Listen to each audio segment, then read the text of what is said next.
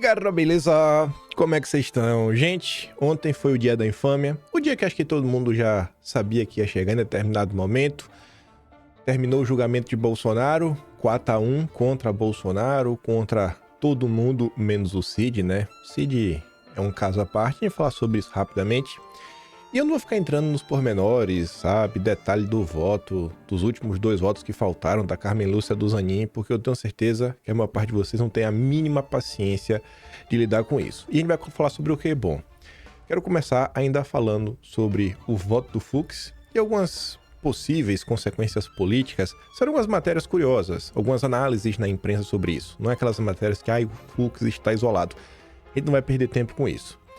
Para depois a gente falar sobre a reação do governo americano, do próprio Trump, Marco Rubio, que andaram comentando nas redes sociais, e mostrar para vocês algumas reações de figuras importantes da direita brasileira, senadores, governadores, como eles se posicionaram em relação, né, ao ocorrido de ontem. Aí depois vamos falar da democracia e da anistia, que ameaça, né, meu Deus, perturbar o Estado Democrático de Direito, toda aquela ladainha que vocês já sabem. Aí Deus vai falar se eu vou dividir a direita ou não. Se eu chegar no final desse tema, não precisa nem chegar no último, a direita vai dividir. Se eu chegar ainda sobrar tempo, tem mais algumas coisas para falar sobre a direita brasileira. Tentando trazer também, né, um pouco da história, botei aquela força mais antiga de Bolsonaro exatamente por isso. Vamos ver, né, o que é que o dia hoje nos reserva. Vamos lá. Bolsonaro condenado, 27 anos e 3 meses, né? Ainda vai ter que pagar uma multa de 124 dias lá, 300 e poucos mil reais. E aí depois foi, assim, as penas meio que foram reduzindo. De todas as penas que eu vi, tem umas coisas que eu fiquei assim pensando, né? O Ramagem, condenado a 16 anos de prisão, perdeu o mandato. O Anderson Torres, que não estava no Brasil, ainda veio mensagem, ele trabalhando pra, cara, impede que isso aconteça, faz isso, faz aquilo outro. Tomou 24 anos de cadeia. Eu não vou ficar enchendo o saco de vocês. Enquanto isso, todos esses absurdos, o delator, que foi várias idas e vindas, né, no processo, eles acompanharam, que não teve sua delação anulada, 2 anos de cadeia, olha só, né? Com acordo de delação, o Supremo condena Cid a 2 anos. E Cid pretende morar nos Estados Unidos, porque no Brasil, com certeza, né, é persona non grata. E o melhor, esses 2 anos em regime aberto, e o Cid não vai perder o posto dele nas Forças Armadas, né?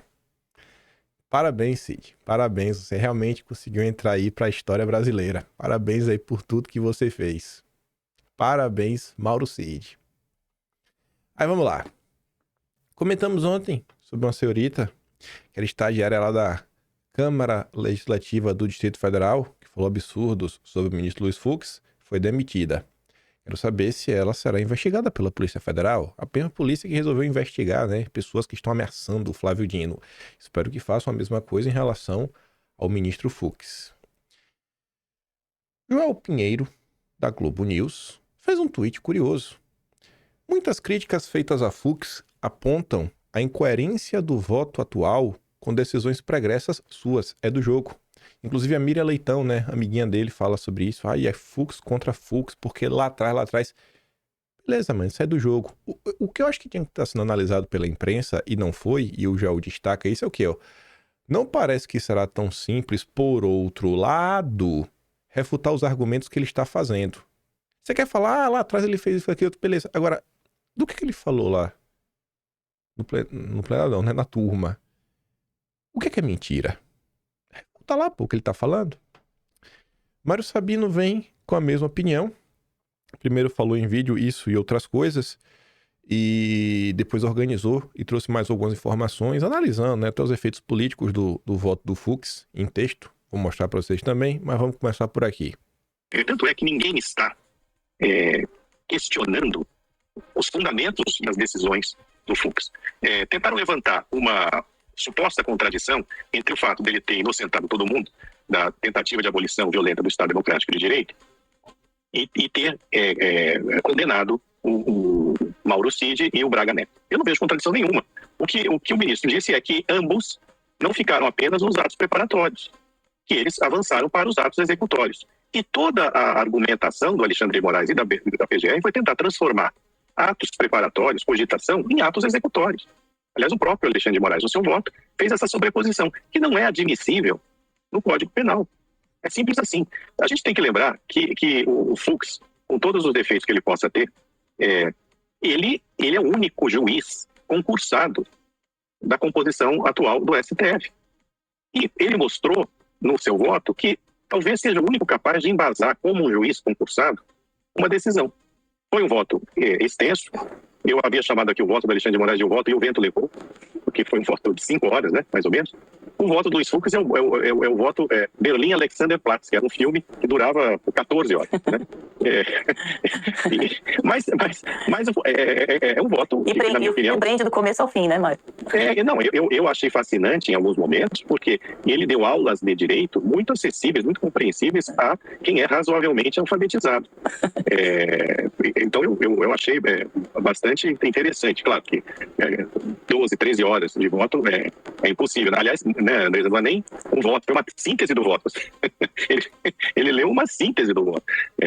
Um voto bastante extenso. Agora, não dá para você achar que com essa disposição pudesse ser menor. Inclusive, eu acho que ele prestou uma homenagem até à importância do tema ao dar esse voto longo, coisa que outros ministros não estão fazendo. Aí, né? Refutar o que Fux falou, o que ninguém quer, assim como que as defesas apontaram, né?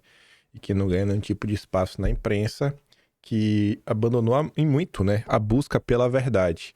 A imprensa busca juristas para dar opinião e ao jornalista não cabe nenhuma busca para saber, né, o que é verdade, o que é mentira aqui.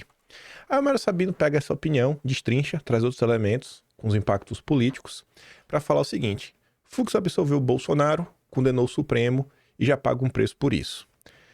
Ao longo do dia, na madrugada, já estava aí a imprensa, né, Mônica Bergamo, Bela Megali, falando que Fux agora ia ficar isolado, ia ficar mais isolado que Mendoncinha e Cássio. Eu falei, pronto. Bom, eu acho que se ele ficar isolado na corte, ele não vai ficar isolado no dia a dia. Eu acho que o Fux, por sua posição, consegue agora, sei lá, sair andando aí no calçadão de Copacabana, na 25 de março, e é capaz de alguém ainda pedir para bater uma foto com ele, né? Ao invés de ser xingado. Como não poderia deixar de ser, Fux já paga o preço depois de seu voto técnico, com o qual inocentou Bolsonaro e outros 6 réus na ação orquestrada por Alexandre de Moraes. Enfim, está recebendo recados via imprensa dos seus pares no Supremo. A imprensa fez um levantamento também, apontou que Fux citou pelo menos 25 juristas diferentes para embasar o seu voto, coisa que os outros ministros não fizeram. Os ânimos de sempre sopram a jornalistas que ele ficará isolado, que nunca mais será visto como alguém confiável, capaz de fazer parte da construção de consensos dentro da corte, né? Fico pensando que seria essa construção de consenso. Na medida para os ministros, a avaliação de que, com a sua divergência, talvez possa ter legitimado a operação em curso para colocar o ex-presidente na cadeia. Luiz Fux ousou romper com um consenso, vulgo acordão, que previa que Bolsonaro e seus companheiros seriam condenados por unanimidade na primeira turma do tribunal. O seu voto de 13 horas quase comprometeu o cronograma da condenação anunciado, descaradamente eu diria, né, aos jornais. O ministro absolveu Bolsonaro, condenou o Supremo, submetendo a desmoralização toda a ficção montada para fazer crer que Bolsonaro comandou um plano para dar um golpe de Estado e impedir a posse de Lula. E o corolário seria a depredação do 8 de janeiro. Ninguém em sã consciência nega que Bolsonaro nutria o desejo de dar um golpe, nem que seus asseclas não eram igualmente golpistas. Só que o Mário Sabino fala, assim, uma coisa é ser assim.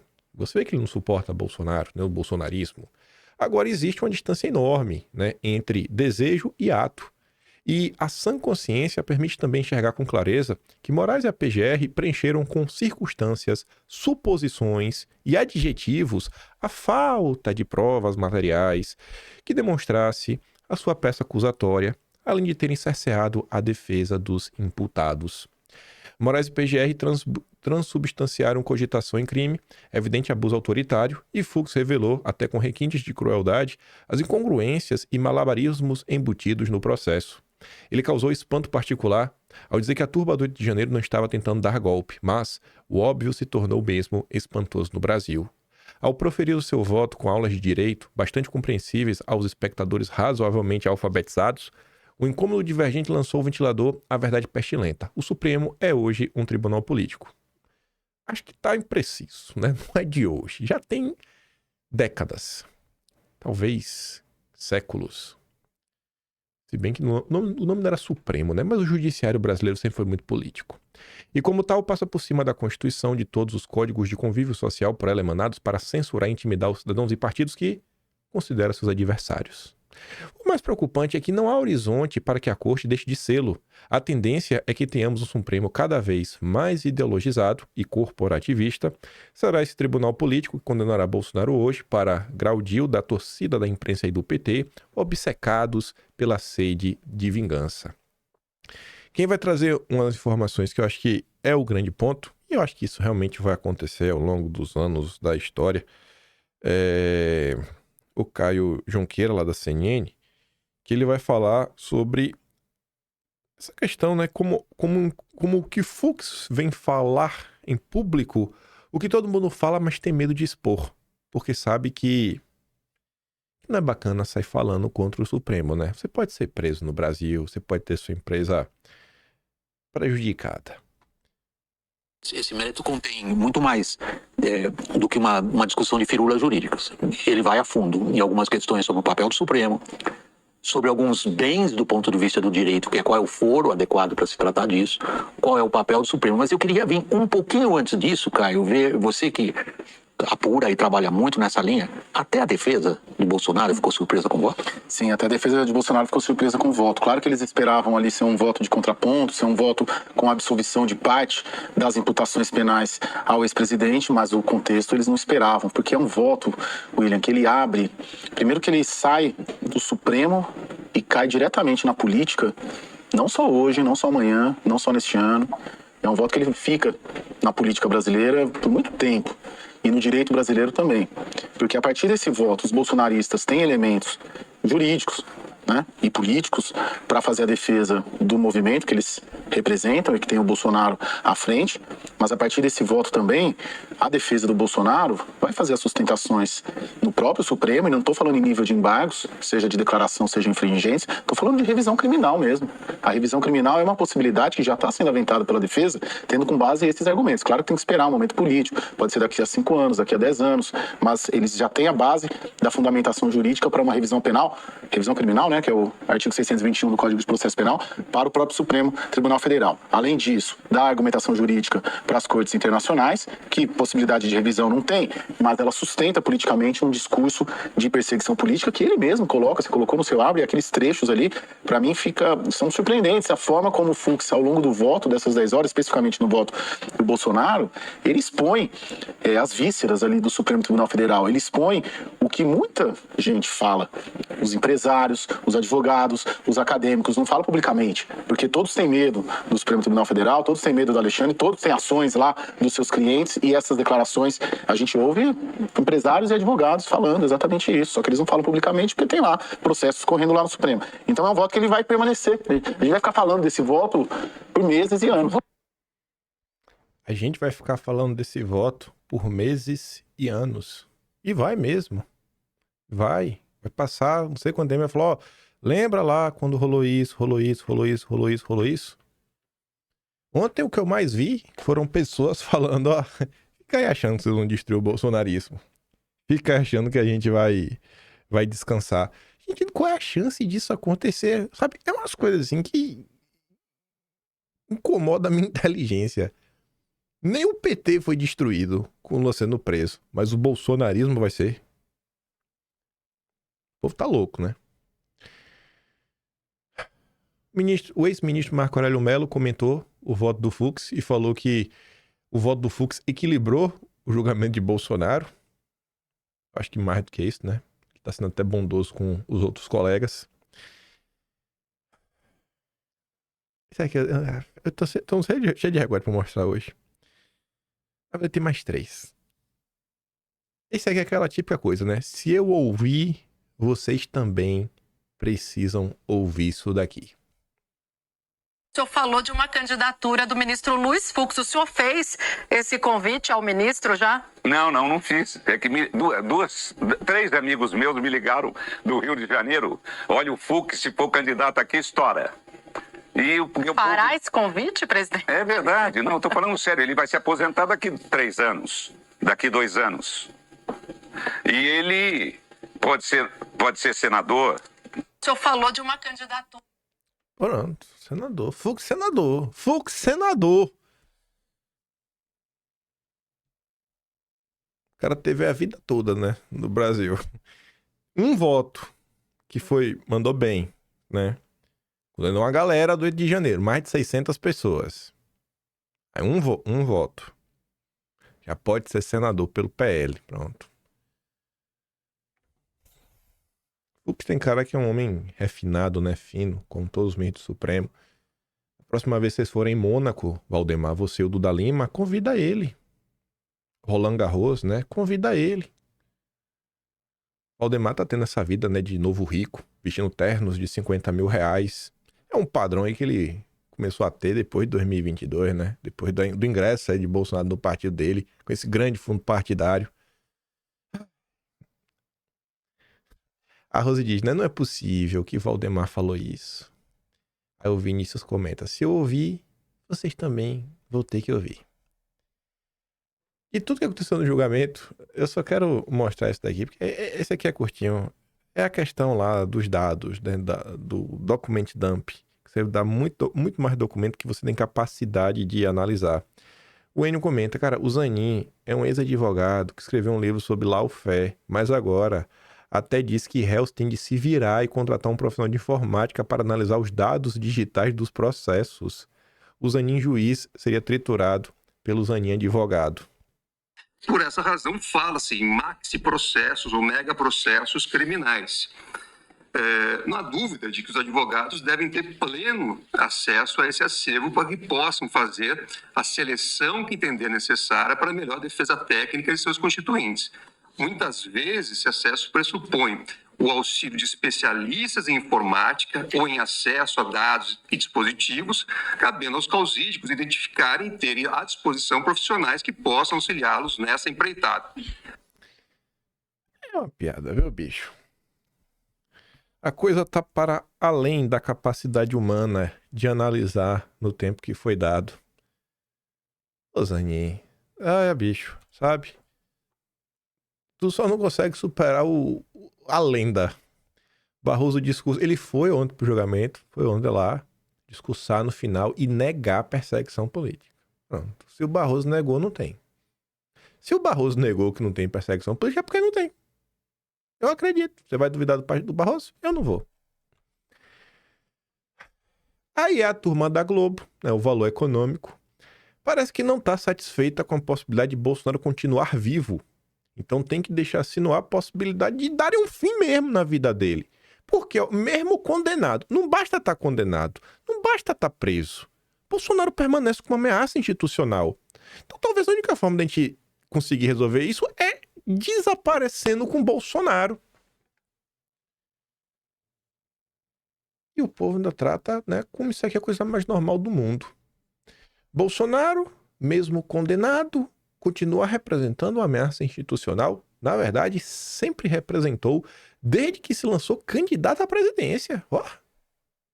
Aí vem com as teses mirabolantes para falar que, inclusive, é por isso que o Supremo fez questão, né, fazer uma linha temporal com início em julho de 2021, né, quando é o início do golpismo, porque precisa ter um marco zero. A ameaça que Bolsonaro continua a representar está consubstanciada na afirmação do porta-voz do Trump de que os Estados Unidos não teriam receio de usar seu poderio militar contra o Brasil em defesa de Bolsonaro. A agressão ganhou a oficial minutos depois de estabelecida a condenação, com a postagem do Marco Rubio de que a decisão do judiciário brasileiro é injusta e que os Estados Unidos irão responder como se parte fossem. O risco à democracia persiste também na sombra de uma crise institucional a caminho, qual a anistia. Caso o Congresso aprove uma anistia, que isso parece certo, será declarada inconstitucional pelo Supremo. Ao se enfileirarem para prometerem o indulto assim que porventura se sentarem na cadeira presidencial, Os governadores que se pretendem presidenciáveis da direita contratam a permanência da ameaça para além de 2027. Pronto. Agora a gente não tem um golpe latente. A gente tem um golpe permanente que já é o futuro do pretérito. Sabe?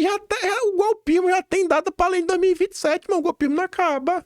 A eterna luta pela salvar a democracia, assim, já tá aí, né? O que tende a acontecer no primeiro ano de uma nova gestão que se inicia com essa promessa? Reformas econômicas? Não. Uma campanha imediata pela vindita ou, quem sabe, por uma nova eleição presidencial, né? Esta com a presença do proscrito. O caráter intrinsecamente golpista de Bolsonaro também não começou em 2021. Essa data foi escolhida pelos acusadores porque precisavam de um marco zero. Bolsonaro sempre se colocou como anjo exterminador, o elemento para destruir o sistema, não para reformá-lo. A via eleitoral sempre foi uma tática para essa estratégia.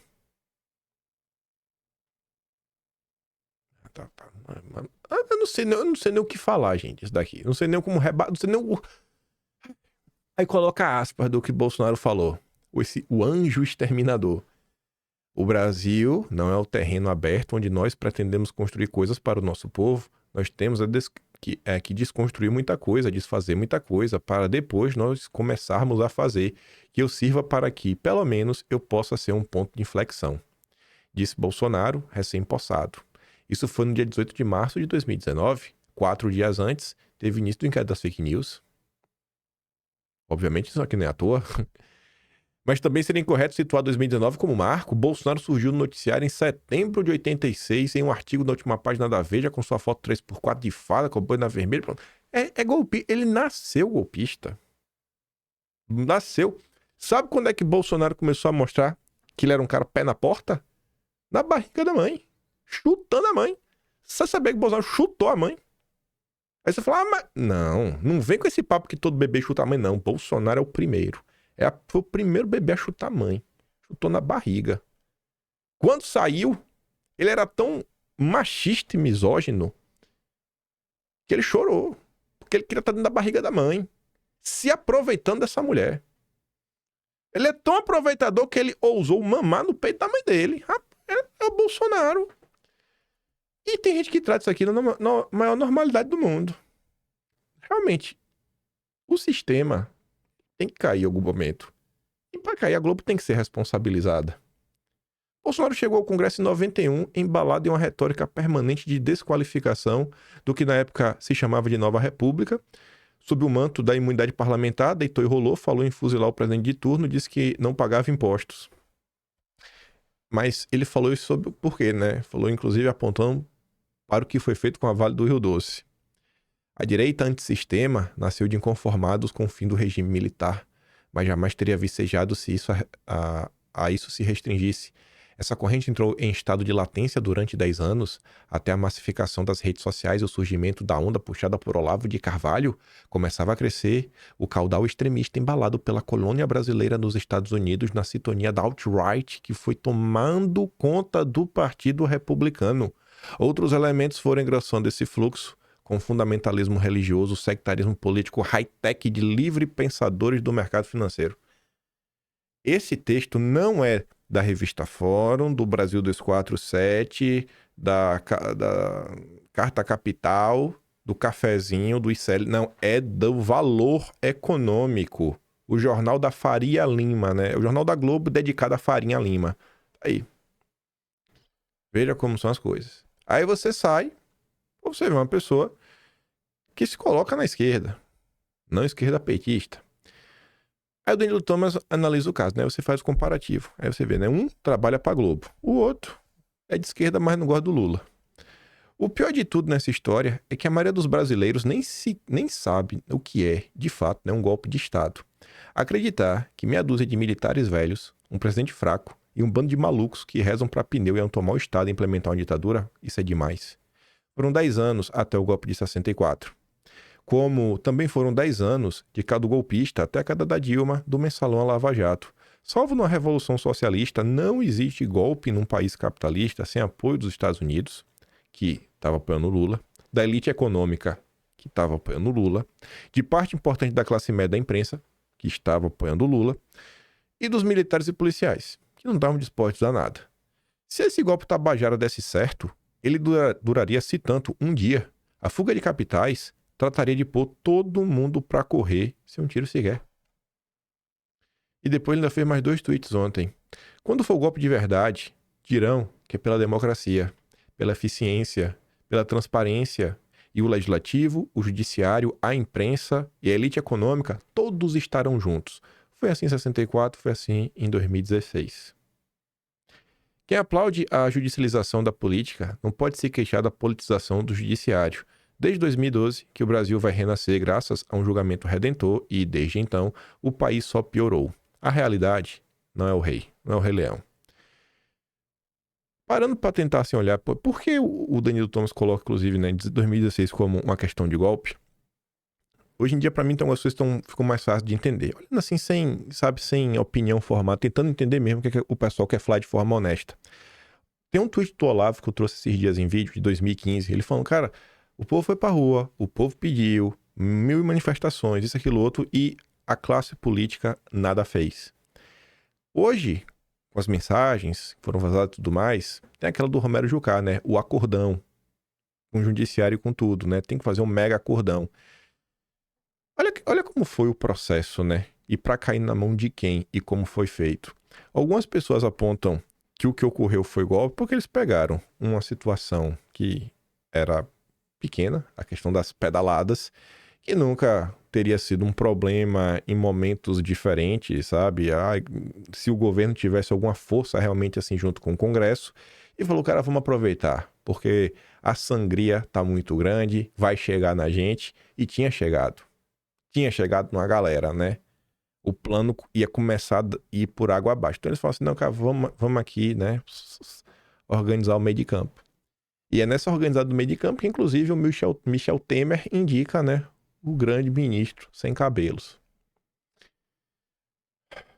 Ontem eu vi esse comentário aqui da Bia da Caserna falando sobre Bolsonaro, né? Bolsonaro se popularizou não por propaganda, mas pelas mentiras que lançavam contra ele. Mentiras que pouco a pouco eram desfeitas nas redes sociais em um trabalho de formiga. Cidadãos comuns, antes indiferentes à política, começaram a buscar informações e assim o teatro foi desmascarado. Eu acho que isso continua até hoje, né? Quando você vê uma mentira, você não se sente incentivado a desmenti-la? Chegamos ao ápice da insanidade. Um país governado por oligarquias e pelo narcotráfico que condena milhares de pessoas, inclusive Bolsonaro à prisão. É duro assistir a doentes mentais comemorando, a jornalistas que se autoproclamam profissionais despejando mentiras, enquanto sentimos que pouco podemos fazer diante dessa imundice. Mas é preciso lembrar, a mão que hoje acusa Bolsonaro já acusou Lula, rasgou a Constituição e depois descondenou e o elegeu apenas para disfarçar o golpe em andamento. O sistema não quer polarização, quer o teatro, e Lula, com sua caricatura, cumpre apenas um papel pouco convincente. Pode até ser tolerado por parte da população, mas jamais terá herdeiros políticos ao contrário de Bolsonaro. Eles eternizaram esse homem, Bolsonaro. Os vídeos desse julgamento ecoarão pela eternidade. Ainda há muita água para correr debaixo dessa ponte. Quem viver, verá. E o William Vac também concorda com a Bia. As coisas vão se eternizar por muito tempo. Bolsonaro condenado. Mas cenário que fez o mito resiste. Não resiste não, tá mais forte do que nunca. O veredito do Supremo pretende pôr fim à carreira política de Bolsonaro. Essa era a tese. Acabar com o bolsonarismo. Nesse sentido, sua condenação tem um claro valor simbólico. No entanto, dificilmente pode ser considerada uma verdadeira virada de página. Em primeiro lugar, porque o populismo, seja ele bolsonarista ou não, é um fenômeno em expansão e encontra no Brasil uma tradição bastante consolidada.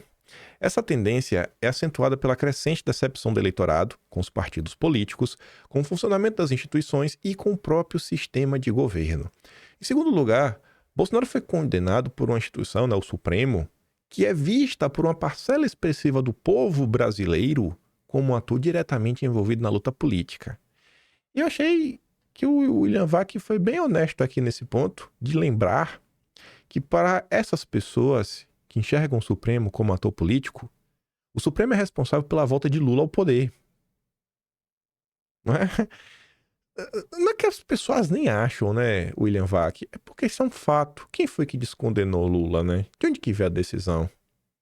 E, portanto, seria também executor de uma suposta vingança e perseguição política.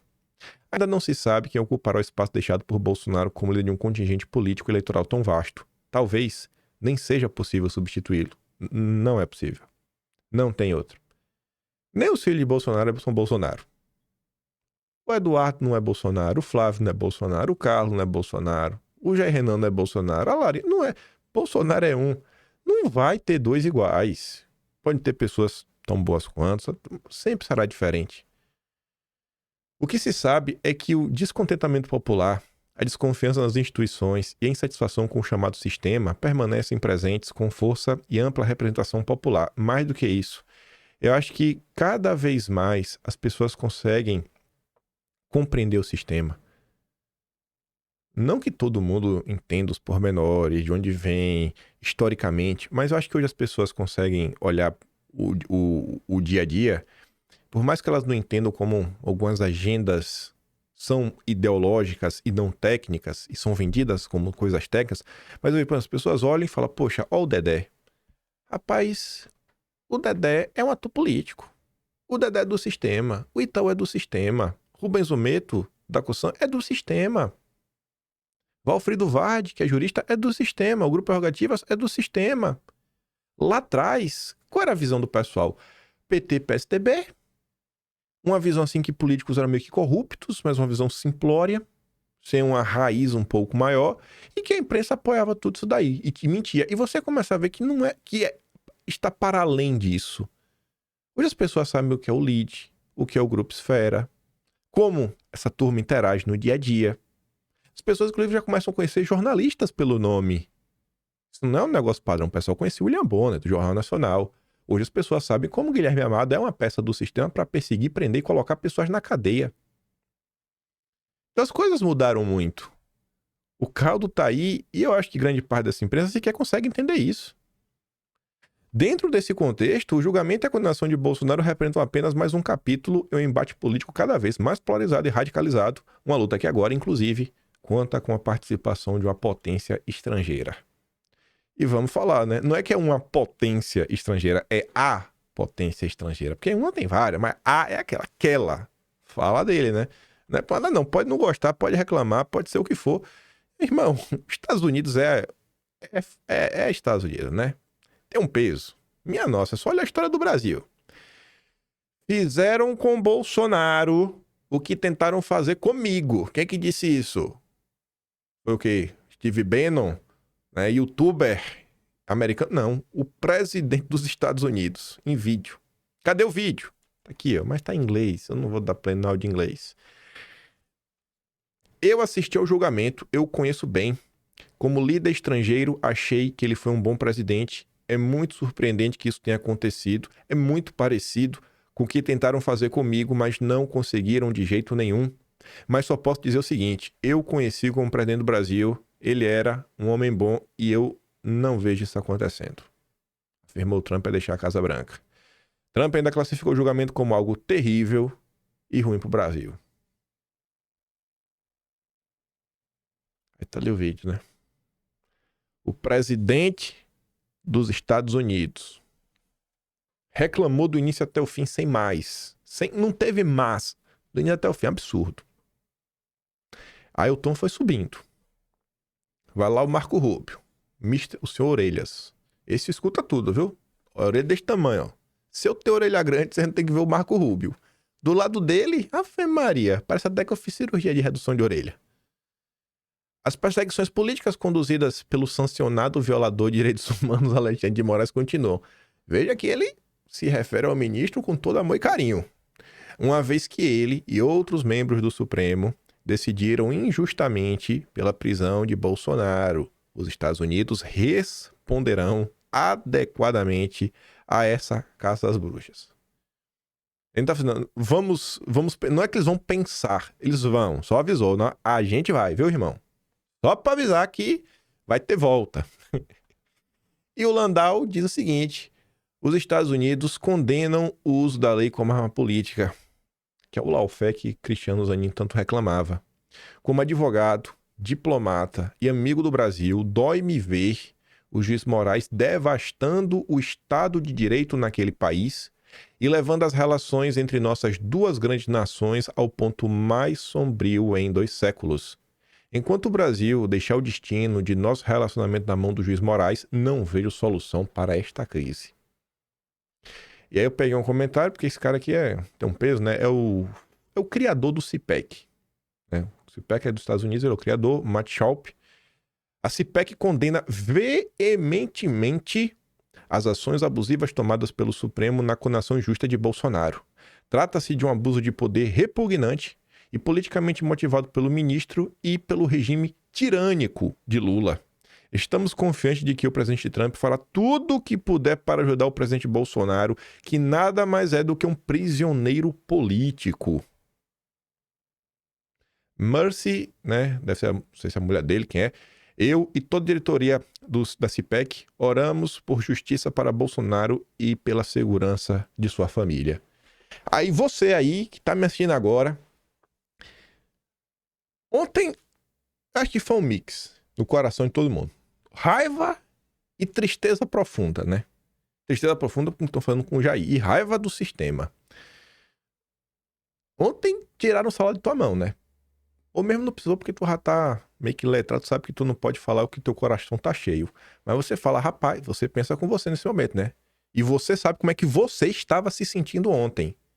Aí você passa assim, ó, rapaz, se os americanos vieram com esse tom duro e eu tava revoltado ontem, eu ia dar de voadora no primeiro que aparecesse, obviamente a classe política brasileira tava a mesma coisa, né?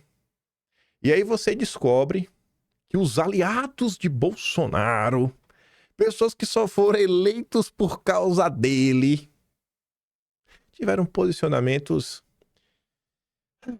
que começam assim, ó. Eu vou começar até pela defesa de Bolsonaro.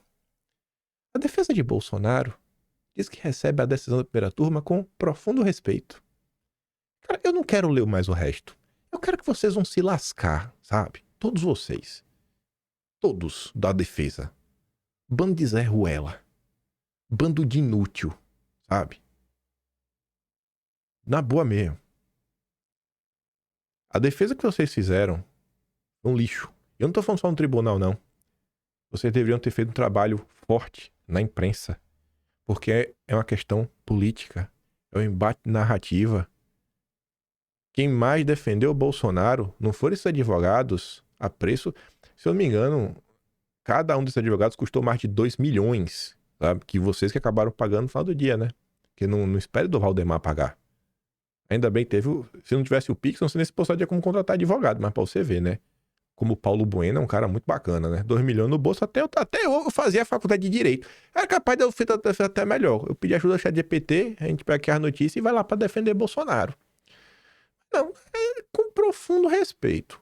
O Bruno, que é jurista, comenta, né? Parabéns. Profundo respeito por uma condenação sem provas do fato típico, né? E proferida por magistrados parciais. Aí você corta pros aliados. Astronauta Marcos Pontes. Faça parte do meu canal de WhatsApp. Tuitava isso ontem às 7 da noite. No pico do Mandetta. Aí vem o brava gente. A pessoa que te elegeu acaba de ser condenada injustamente a 30 anos de prisão e o senhor posta um convite para que entre no seu WhatsApp. Tu consegue dormir, cara? Oxi, igual uma criança. Dorme naquela cama confortável que ele tem no ar-condicionado, sabe? Lençóis de seda. Tá de brincadeira.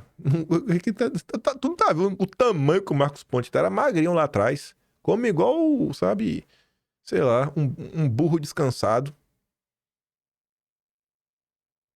Os americanos estão defendendo mais Bolsonaro do que pessoas que só têm cargo porque Bolsonaro ajudou. Aqui, uma sequência. Pra você ver que, assim, eu podia pegar no pé, mas eu peguei pra você ver que pessoas nas redes sociais, o cidadão comum, consegue entender que o político é burro. E não é uma pessoa só. Se você vê que o povão tá entendendo mais do que esses pangarés. Olha lá, Tereza Cristina. O presidente Bolsonaro foi alvo hoje de grande justiça, com pena altíssima. Uai! Minha total solidariedade a ele e sua família. Vamos seguir lutando e trabalhando para corrigir esse grave erro. Aí o Guilt fala, né? Pena altíssima. Nunca faz nada, fala bosta. Então se a pena fosse pequena, tava bom? Fosse 10 anos de cadeia, tava bom, né? O bom foi que foi 27. É só corrigir um pouquinho. Porque isso é exatamente o que o Colombo defende. Corrigir, né? A dosimetria das penas, meter no semiaberto. É só a pena, gente, que foi alta demais. Essa aqui foi a injustiça. É o que dá a entender com um tweet idiota desse. Aí vem Sérgio Fernando Moro. Ontem estourou champanhe. Terminou a vingança dele. Foi peça central em toda a perseguição. O julgamento termina como começou, com excessos, mesmo no cenário condenatório sobre o qual há mais do que dúvidas razoáveis. As penas são excessivas. Contra o ex-presidente Bolsonaro e os generais, o caso deveria ter sido julgado regularmente na primeira instância. Ou seja, né? O problema é que a pena é excessiva. Se fosse 10 anos de cadeia, tava de boa pro Moro. Aí o Ale comenta, né? É muito cara de pau. Bolsonaro não tem crime. Não tem crime. O problema é que a pena é excessiva, gente. Bota 15 anos de cadeia. 27 é muito, né? Bota 15, 10. Aí vem... Peguei os governadores democráticos. Começar pelo Cadeirudo. Começou bem. Se não se pode transigir com a impunidade, também não se pode desprezar o princípio da presunção da inocência, condenando sem provas. O resultado do julgamento, infelizmente, era conhecido. Bolsonaro e os demais estão sendo vítimas de uma sentença injusta e com penas desproporcionais. De novo, o problema é a pena. O problema é que a pena é grande demais, Cadeirudo. A bunda subiu pra cabeça, tão grande que tá? Aí a PAN diz, ó, governador, se a sentença é injusta, qual a necessidade de destacar penas desproporcionais? Pois é. Aí tu vai me pedir pra ter paciência? Tu vai me pedir pra ter paciência com essa gente aqui? Não me diz que tu vai me pedir pra ter paciência. Aí vem. O que come banana com casca. Romeu Zema. Justiça ou Inquisição? Não sei, Zema. Quem devia saber é tu. Tu não tem fibra? Tu não é homem suficiente pra falar? Tem que fazer perguntinha? A condenação de Bolsonaro pela primeira turma acirra a divisão do país. E não é nada disso que precisamos. Uai, o problema é acirrar a divisão? O problema é esse? Tá ali o Francis, ó. Acirrar a divisão. O problema é a injustiça, irmão. A Etsuki pergunta, tá? E qual resposta você escolhe? Justiça ou Inquisição? Porque você não falou, né? O Zema não conseguiu falar se justiça e Inquisição é um problema. Ele só falou que ele tá preocupado com a divisão. Aí a Gion diz, e o senhor precisa de quê? Diga aí pra gente, vai. Sabonete rodoviário.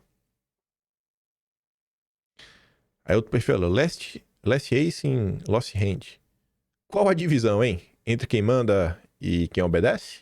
Essa divisão que tá sendo acirrada? E ali outro comentário do Wagner. Podia ter ajudado muito mais antes. Ter se juntado com outros governadores para articular uma pacificação real. Mas estava muito ocupado. Se preocupando com o mercado, com seu futuro político. Agora, aguenta a reação que virá dos Estados Unidos, que virá forte. Que o senhor, né, nos ajude, o senhor Deus. Aí veio o Caiado. Também começou bem. Aí se perdeu no próprio egg e no oportunismo. Fazendo campanha política em cima do caso. Quem fala muito, dá bom dia a cavalo. Mais uma vez, lamento profundamente a condenação de Bolsonaro. Digo mais uma vez porque essa condenação já havia sido, de certa forma, antecipada. Começou bem.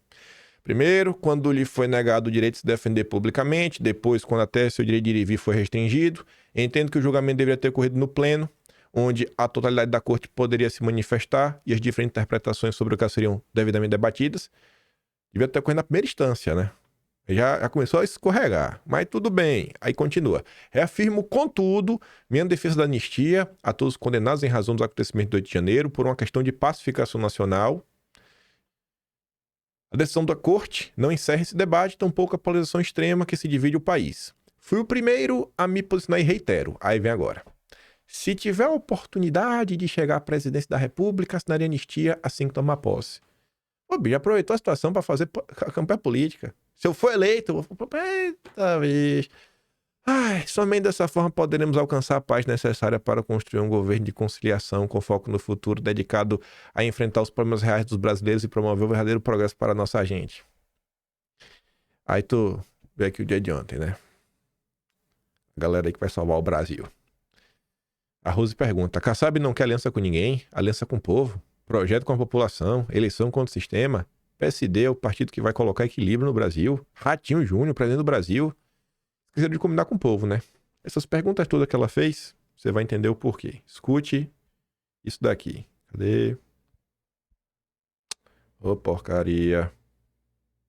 Eu vejo em dois aspectos. Eu quero aqui lamentar muito a condenação do presidente Bolsonaro por uma questão de amizade pessoal. Acho que é uma grande injustiça. Então, eu, se tivesse que renunciar a qualquer candidatura para que ele pudesse estar em liberdade, eu faria isso por carinho e por respeito. Mas eu não sou do partido dele. Eu sou de um partido que me dá liberdade de ter escolhas. Tanto é que eu escolhi apoiar Bolsonaro na última eleição, publicamente, e me dediquei à sua campanha. Agora, o cenário de Santa Catarina, eu acho que a população brasileira cansou do extremismo. Ninguém mais quer isso. O que aconteceu hoje, desta condenação injusta, é o extremismo. O extremismo que começou logo após a eleição, onde a população acreditava que ia ter um golpe. Mas não foi promovido pelo presidente, não. Eu acho que o grande erro foi das Forças Armadas, através dos ministros do Exército, da Marinha e da Aeronáutica, que deveriam ter se posicionado e dito que nada aconteceria. Silenciaram-se, os inocentes foram para a porta dos quartéis, tem 400 presos, a injustiça, tudo fruto do extremismo. Então, para o Brasil voltar à normalidade, eu sou daquela tese. Defendo a minha pauta, defendo o meu idealismo, mas acho que o equilíbrio é o que vai determinar essa eleição. Porque em Santa Catarina, como diz o presidente Kassab, a nossa prioridade não é aliança com ninguém, é aliança com o povo, é projeto com a população. O catarinense que está cansado disso tudo, a gente convida que ele junte-se a nós, independente do partido que faça parte. Agora, nós vamos fazer uma eleição contra o sistema. O sistema que coopta pessoas, compra pessoas. O PSD do Kassab vai lutar contra o sistema, viu? O Kassab. Ofertas bilionárias para prefeitos, para deputados, para partidos. A gente promove uma reunião de manhã, eles se reúnem na noite anterior, ofertam absolutamente tudo que as pessoas não veem. Alguns até não vêm, mas o povo vem. A demonstração é hoje. Então eu acho que a nossa eleição, hoje com esse apoio gigantesco do nosso PSD nacional, que é um partido que vai colocar o equilíbrio no Brasil, eu não tenho dúvida. Nós vamos ganhar em Santa Catarina e Ratinho vai ser presidente do Brasil. O PSD vai trazer o equilíbrio para o Brasil, viu? É o PSD. PSD, sim, PSD, você não ouviu errado. Aí vamos falar da pacificação, né? Anistia. Isso aqui podia estar tanto tempo anterior como aqui, né? Mas eu acho que faz mais sentido colocar aqui. DeSantis e Haley prometem perdoar Trump se ele for condenado. Principalmente que Haley foi até o final, né? Até o final que Trump não era um candidato bom o suficiente. Os governadores democráticos, versão americana, né? Tudo no Brasil é copiado, velho. É incrível. Pois é, né? Confia que vai. Confia que vai ser assim, que vai resolver a situação. Mas vamos lá. A imprensa segue aí toda essa narrativa. Aqui um exemplo, né? Anistia a Bolsonaro jogaria a estabilidade democrática no chão. Perdão a golpistas. É retrocesso que pode nos levar ao chumbo da ditadura. É muita loucura. Aí vem a Globo para reforçar. 7 dos 11 ministros consideram inconstitucional anistiar ato antidemocrático, viu? Não vem com essa. E no Brasil só democracia é o que o Supremo diz que é democracia. O povo não tem condições de nada. São 213 milhões de tiranos. Mas eu votei. Não importa. Você é um pequeno tirano. Cala a boca. E tá ali. Rejeitem qualquer possibilidade de anistia light. Cobra Eduardo Bolsonaro após o Supremo formar a maioria para condenar o pai. A Globo deu destaque a essa manchete. Eu acho que o que o Eduardo Bolsonaro tá falando é um pouco mais profundo, eu mostro para vocês. E colocou aquela fala. Rejeitam qualquer possibilidade de anistia light ou de redução de pena. Nós queremos acabar com as perseguições por morais e virar essa página no Brasil, sabe? É realmente resolver de verdade. E aqui tá o vídeo. Esse aqui dá pra dar play. Sem problema nenhum. Vamos botar aqui assim. Botar até no velocidade de 1,5. Vamos ver aqui o Eduardo. Meus amigos, se me decretar... Tá muito rápido o 1,5. Botar 1,25. Meus amigos, se me decretar para a eternidade o exílio fosse a solução do problema, eu até toparia. No entanto, isso que querem fazer de redução de pena, ou anistia light apenas para o pessoal que esteve na Praça dos Três Poderes no dia 8 de janeiro, isso não irá resolver o problema. A perseguição do Alexandre de Moraes irá continuar. Ele abriu vários inquéritos, por exemplo, a BIM paralela contra o Alexandre Ramagem e contra o Carlos Bolsonaro. Ou mesmo, por exemplo, se a gente pegar um exemplo aqui da juíza Ludmila Lins Grilo, não tem conexão nenhuma com o 8 de janeiro, mas ela teve que sair do país e teve até os seus proventos congelados por conta do Alexandre de Moraes. Se nós fizermos uma anistia nos moldes em que estamos querendo propor, né, estamos colocando na mesa, sobre fatos, porque é disso que se trata uma anistia, e não sobre pessoas, porque senão seria privilégio, tendo início em 2019, que conta como marco inicial a criação daquele inquérito das fake news, onde começou toda a perseguição do Alexandre de Moraes, se estendendo até os dias atuais, se isso for feito, acabaram os inquéritos abertos por Alexandre de Moraes. Ah, Eduardo, mas ele pode abrir um novo. Tudo bem. Mas quem garante que a distribuição vai cair nele? E ele estará numa posição de muito maior fraqueza. Sem falar que ele também não é mais o presidente do TSE, onde ele tinha facilidade de confeccionar os seus relatórios, utilizando a sua criatividade. Entendem que o jogo muda? E passamos também, de quebra, a ter uma ampla participação, não só nas redes sociais, com mais tranquilidade para falar sem censura, mas também de candidaturas para 2026. O que nós queremos é virar a página. E isso é muito mais suave do que aquilo que foi feito em 79, quando foram anistiados pessoas que jogaram bombas em aeroportos, sequestraram autoridades, sequestraram aviões e chegaram até a matar autoridades estrangeiras no Brasil. Então, a anistia ampla, geral e restrita é a única maneira de nós conseguirmos pacificar o Brasil, virar essa página. Eu estou me adiantando para dizer que ou estamos todos juntos, ou é cada um por si. E é justamente o cada um por si que os nossos inimigos desejam. Porque divididos nós somos mais fracos. E é natural que antes de que consigamos atingir o objetivo certo, justo e correto, o diabo faça tentações no meio do caminho, para não perder poder. Para utilizar essa oportunidade em outras direções, que não a direção da justiça e da pacificação do Brasil. Então rejeitem qualquer possibilidade de anistia light ou de redução de pena. Nós queremos acabar com as perseguições lideradas por Alexandre de Moraes e virar essa página do Brasil, que inclusive é um desgaste com a nossa própria base. Porque o justo seria anular esse processo, acabar com todos os inquéritos e processar os responsáveis por pelo menos abuso de autoridade, que é o que ocorreu. Você pode ver os depoimentos do Eduardo Tagliaferro, o braço direito do Alexandre de Moraes, a parte da inteligência do Alexandre de Moraes, as investigações do David Agape, as matérias do Glenn Greenwald sobre a Vaza Toga, agora o Michael Schellenberg na Vaza Toga 2, ou desses jornalistas com relação ao Twitter Files Brasil.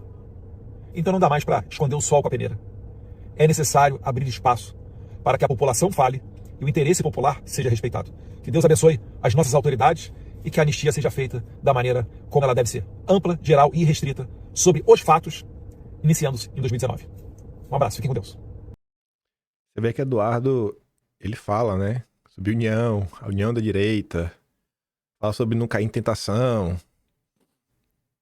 Deixa eu ver o horário que a Globo publicou aqui essa nota e que a Tsuki postou. Pera aí, onde acho? A Tsuki postou 2h20 da tarde ontem e a Globo colocou às 6h10. E aí, esse vídeo aí principalmente foi depois da hora do almoço, né? Já tinham acontecido algumas coisas no dia de ontem.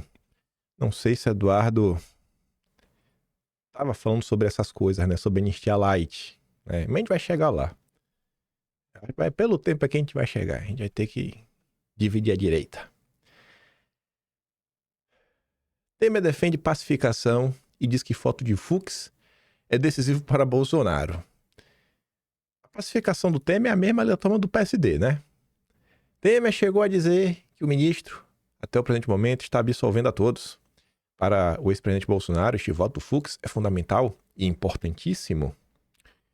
Temer também ponderou que a divergência do Fux com o relator é natural, destacou a qualidade pacificadora de ambos. O careca é muito pacificador. Ele volta a defender que o país precisa de moderação e equilíbrio neste momento. Antes, durante a palestra, afirmou que o que está acontecendo no país é uma radicalização que atinge até o judiciário e que é necessário ter um discurso de pacificação. Na verdade, Temer, eu acho que o judiciário é o radical. É o judiciário que está radicalizando as pessoas com suas decisões. Não é o contrário. Né? Você tá mudando a ordem dos fatos. Aí que curioso, né? Aí o Temer resolveu dar pitaco de 2026. E vocês devem lembrar que todos os governadores democráticos, inclusive o Tarcísio, foram sentar no colo do Temer, né? No projeto Brasil. Tinha até o nome lá, né? O Temer estava ajudando eles. E o Temer até pacificou tudo, falando que todo mundo se lança candidato. E o que for para o segundo turno vai ter apoio de todos. Aí perguntaram pro Temer o que ele achava lá do discurso do Tarcísio, do 7 de setembro. O Tarcísio também tá meio desaparecido. Só fez aquele tweetzinho ontem. Aí Temer considerou que o aliado de Bolsonaro não foi feliz nas palavras, aspas. Compreendo o calor do comício, talvez na tentativa de mostrar lealdade ao ex-presidente, afinal, ele precisa também dos votos dos bolsonaristas. O Temer não me diz que o Tarcísio só falou isso como teatro, porque tá todo mundo falando isso, é tão triste. Mas ele trabalhou no meu governo, é uma pessoa moderada e equilibrada. O Brasil precisa disso agora. É, um Tarcísio, né? Questionado sobre o projeto de lei que prevê anistia, Temer defendeu que o Supremo busque uma saída que evite novos confrontos. E como é a saída, né? O melhor seria que o Supremo resolvesse usando instrumentos jurídicos já previstos como a compensação de penas, né? Ou seja, não é resolver nada. É só mandar o povo meio que pro semiaberto, fica ali, distensiona e finge que nada aconteceu e destrói a vida de Bolsonaro. Enquanto o julgamento de Bolsonaro avança, a anistia recua, diz o Lauro Jardim. A anistia ampla já registrada para Bolsonaro, o Centrão está pessimista. Até dias atrás, o Centrão imaginava que um projeto de anistia com Bolsonaro poderia ser votado na terça, né? Já na semana que vem. Hoje não mais. Diz a liderança do Centrão, não há clima para pautar anistia já, mas temos que esperar o veredito do julgamento, dependendo do que for decidido, tudo pode mudar. Como assim? O dirigente do Centrão explica, se o Supremo, por exemplo, mandar Bolsonaro para Papuda, em vez de manter ele em prisão domiciliar, pode mudar o humor dos deputados. É tudo muito democrático, né? É muito maravilhoso os termos que entram na mesa. Aí, agora de madrugada já, 2 da manhã de hoje, dia 12, o Will Gadelha vem comentar o seguinte: pressão por anistia eleitoral a Bolsonaro já preocupa o Centrão. Pronto. Não é só anistia. É anistia e anistia também eleitoral. Porque eu acho que esse é o plano. Não é o plano, não é esse? Bolsonaro elegível? O plano não é Bolsonaro candidato em 2026? Centrão, ou seja, Ciro Nogueira está preocupado. Além da pressão por anistia que evite a prisão, aliados de Bolsonaro passaram a pressionar a liderança do Centrão nos bastidores por uma anistia que o permita disputar as eleições de 26. O movimento tem incomodado caciques de partidos como PL, PP, União Brasil. Eles afirmam que o foco agora deveria ser apenas uma anistia que evite a prisão de Bolsonaro, sem misturar a questão da inelegibilidade. Lideranças do Centrão argumentam que o próprio Bolsonaro nunca teria pedido que o grupo trabalhasse, né, agora para torná-lo elegível. A missão dada pelo ex-presidente dizem sempre foi pela anistia para evitar sua prisão, né? E aí, gente, vocês confiam no Centrão? O Centrão, o Ciro Nogueira e o Kassab, o Valdemar falaram, Bolsonaro só falou para não ser preso, viu? Ele nunca pediu pra gente pra ficar elegível. Ciro Nogueira. Incomodados, líderes do Centrão já temem, inclusive, serem alvos de quem? De Malafaia, de Eduardo. E eu achando que vocês iam ser alvos do Zema, do Caiado, do Ratinho Júnior, do Tarcísio. Ai, meu Deus, né? Quem poderia imaginar que os governadores democráticos não serão as pessoas que vão falar isso de vocês? O temor é que esses bolsonaristas tentem emplacar a tese de que o Centrão não trabalhou pela elegibilidade de Bolsonaro como desculpa para viabilizar o Tarcísio. Não, ninguém vai falar isso. Ninguém nem acredita que isso seja verdade, pô. As defesas aí públicas do Ciro Nogueira, do próprio Temer, o nome do Tarcísio, é fake news. Como pode ser assim? Tratar os outros de idiota. Deixa eu ver um negócio aqui só do meu celular aqui pra... Deixa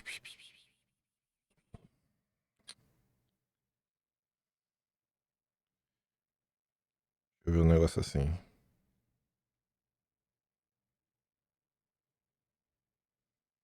Pronto. Ups, não, tem que ser assim, ó. Só um tiquinho, pronto. Pra poder mostrar o negócio, né? Ai. Aí agora pode estar o pau da barraca? Pode estar mesmo? Se bem que vocês não tem nem como responder. Deixa eu respirar aqui um pouquinho. Sabe quando o coração começa a ficar assim, batendo um pouco mais rápido, que você sabe assim, eu vou falar e vão reclamar? Vão gritar no meu ouvido? Vamos lá. Eu vou tentar não fazer piada nenhuma. Vou tentar não especular nada. Vou tentar só mostrar. Mostrar e já partir para o encerramento do vídeo. Mostrar um negócio. Aí você tira a sua conclusão. Beleza? Vamos lá. Ontem, o senador Rogério Marinho colocou ali uma matéria do G1, da Andréa Sadi, cuja manchete é: bolsonaristas afinam texto de anistia ampla e aguardam Tarcísio na semana que vem para avançar nas negociações. E aí o senador destaca, não tem ali em amarelo, mas o parágrafo começa assim: ó, o impasse continua sendo como costurar a pauta para que o Senado aprove. Ontem, segundo integrantes do PL, o senador Rogério Marinho levou a Sóstenes uma sugestão que incluísse apenas os condenados no 8 de janeiro, sem os líderes. Após ouvir a família Bolsonaro, Sóstenes mandou avisar que não aceitaria. Andréa Sadi está falando que o Rogério Marinho está trabalhando pela anistia light. O Rogério Marinho pegou isso e falou: é lamentável que Andréa Sadi tenha veiculado a informação equivocada, né? Ou seja, que não é verdadeira. A Tsuki fala assim, ó, nem sempre conversas privadas correspondem a conversas públicas. A demonstração de atitudes é que fará diferença, senador. Assim, independente se é verdade ou mentira, mostra pra gente que você quer Bolsonaro livre com atitudes. Se é mentira, processe a jornalista do jornal e exponha os integrantes do PL. Se isso é mentira, fala aí quem tá falando com o PL. No PL, não é todo mundo que tem acesso ao Globo. Não é todo mundo. E dá pra saber, dentro do PL as pessoas sabem. Quem tem acesso a Andréa Sadi, quem tem acesso a Bela Megali. Fala que o grupo do Altineu, senador, não tem acesso a Bela Megali. Fala aí pra mim.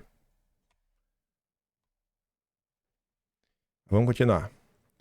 A Bruna comenta assim, ó, o senador, a mídia aumenta, mas não inventa. Ou seja, por mais que tenha mentiras no meio dessa matéria, também tem verdades. Basta você, como senador, mostrar a verdade por inteiro. Pois é. Aí, veja uma coisa. A matéria da Andréa Sadi foi publicada ontem, às 7 horas e 38 minutos. 7 horas e 38 minutos. 7 horas e 38 minutos. Vou checar aqui um negócio aqui de novo. Tá. Só para dar o double check se não tá nada assim além do que dá para mostrar. 7 horas e 38, isso aqui foi dito. Ontem, 11 minutos antes da Andréa Sadi publicar a sua matéria, eu recebi a seguinte mensagem. Como você pode ver aqui, é o Telegram versão computador. Para mostrar para vocês que eu não vou mostrar mais nada da conversa do que está aqui.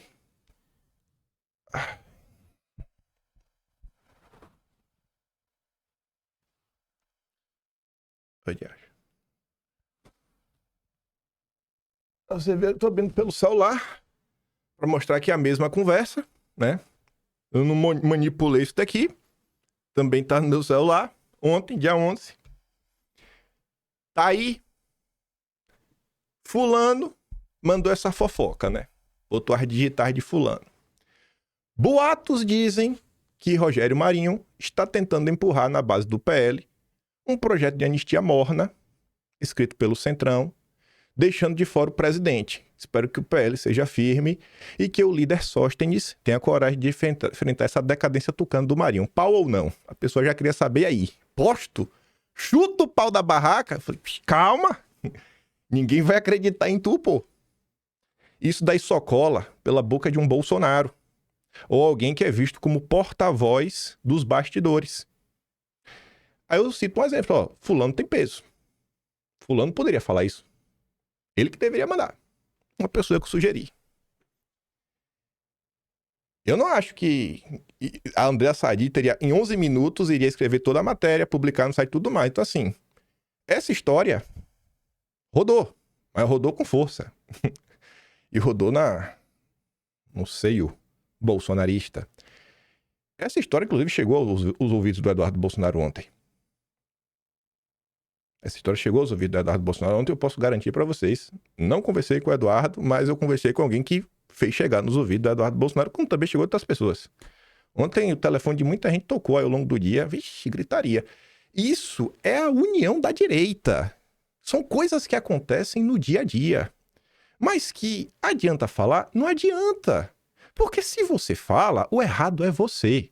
Se a pessoa que pensou em twittar aquilo, twitasse aquilo, ia falar que era desagregador, que era mentiroso, que era safado, e é isso, é aquilo outro, e papapai, pipipi, quem é você na fila do pão? O que eu sei é que eu observo muito, chega muita informação aos meus ouvidos. Dia sim, dia também, dia sim, dia também. E eu falo pra você, assim, bem, no final do dia, quem tá com o Bolsonaro mesmo pra valer é Eduardo, é Flávio, é o Carlos, alguns deputados ali, poucos da base que estão lá desde 2018, mas muitos. Às vezes fica assim, meio assim pra comprar briga, né? Até pra evitar desgaste com o judiciário, vai que entra no radar também. Mas no final do dia, pô, a gente tá no mesmo patamar, gente. Tem as tia do Zap e os filhos. E o Jair. Pronto, a gente tá aqui. A união da direita foi a maior farsa de toda essa história. Todo mundo que defendeu a união da direita, no final do dia, defendeu isso daqui. Pessoas que usaram e abusaram do Jair e estão aí. Tem uma frase que ontem eu falei de novo lá, foi um inscrito que falou na live, falando que é o seguinte, ele colocou que mais ou menos assim, que a facada pela frente em nada se comparou às diversas facadas que Bolsonaro tomou por trás. Era mais ou menos assim o texto, né? Coisas que vão acontecendo assim ao longo do tempo. Você vai ali, você para, tira suas conclusões, pensa aí, né? Curioso, né? Uma história que roda, as coisas vão rodando assim, o povo desmente. Sim, melhor do que desmentir com tudo é desmentir com atitudes, com ações reais. Eu só sei que o Brasil não é digno de ter um presidente como Bolsonaro. Viu? O Brasil não é merecedor. É muita injustiça, é muito oportunismo. Nossa. Mas é isso. Em 2026, tem um governador democrático aí pra vocês votarem, viu? Confia que ele vai peitar o sistema. Ele vai fazer as reformas que o Brasil precisa. Vai cortar gastos, austeridade fiscal. Todo aquele discurso que a imprensa adora. Moderado. Né? Se falava sei lá, tem o Teatro das Tesouras, né? O petucano. Agora vai ter o bolsotucanismo. O Nando Moura não fala do bolsopetismo, agora vai ser o bolsotucanismo. Vamos ver aí o que é que aguarda o Brasil.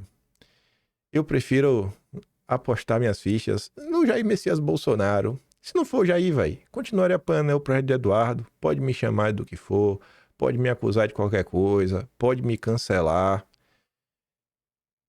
Eu vejo aí quem realmente... Eu vejo não, né? Eu escuto muita coisa e eu acho que eu sei identificar o que me falam que é loucura, o que me falam que não é loucura. E é isso. Ali, ó. Trump e o Jair apontando, né? Aquele ali, ó. Esse daí eu boto fé. Eduardo Bolsonaro.